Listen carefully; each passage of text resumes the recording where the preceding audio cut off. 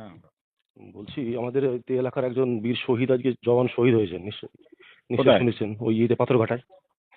হ্যাঁ শুনেছি। ওখানে তো যাওয়া দরকার ছিল আমাদের, তার পাশে থেকে পরিবারের পাশে সমবেদনা জানানো তো উচিত ছিল। এখানে সিপিএম নেতৃত্ব ওখানে গিয়েছে, যোগাযোগ করছে, ওরা একটা বিজেপিকে একটা ব্যাকফুটে ফেলানোর চেষ্টা করছে।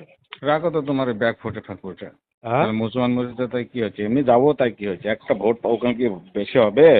সবকিছু ভোটের হ্যাঁ রাজনীতি দেখতে গেলে হবে হ্যাঁ, বলুন? ভোটের রাজনীতি দেখতে হবে এখন, আমি স্পষ্ট কথা একদম। না না, ভোটের ভোটের রাজনীতি রাজনীতি দেখতে হবে। ওই না, একটু হ্যাঁ। আর মানুষের এখন এই তোমার রাত 11টার সময় মনে হলো, না এটা না, তো সকালে বলতে পারতে না। সকালে না, আমি তো খবরটা পেয়েছি বেলা 2টোর সময় থেকে, দেখছি তাহলে বাড়িতে আলাদা আলাদা করছে। তাহলে এটা এটা তো কি সকাল বিকালে বলতে হতো না। বিকালে বলতো, তো এটা সঙ্গে মানে এটা কি যাওয়া কি উচিত নয় না কি কি?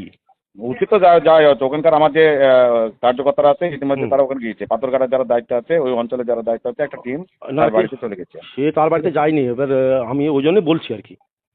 হুম। ওখানকার প্রতিপাল তো আমাকে বললো গিয়েছে। প্রদীপ পাল গিয়েছে, কেউ তো যায়নি ওখানে, ওখানে যা গিয়েছে সিপিএম এর লোক গিয়েছে শুনলাম, বিজেপির কেউ তো ওখানে শোনো প্রতিনিধি। তাহলে আমার, হ্যাঁ আমারও সব জানা নেই, আমার তাহলে বলার কিছু নেই। না না, ওখানে বাইরে থেকে কেউ যায়নি, আমি তো বলছি ওই গ্রামের লোকজনই গিয়েছে, ছেলেপুলে গিয়েছে, আর এখনো আসেনি মরাটা।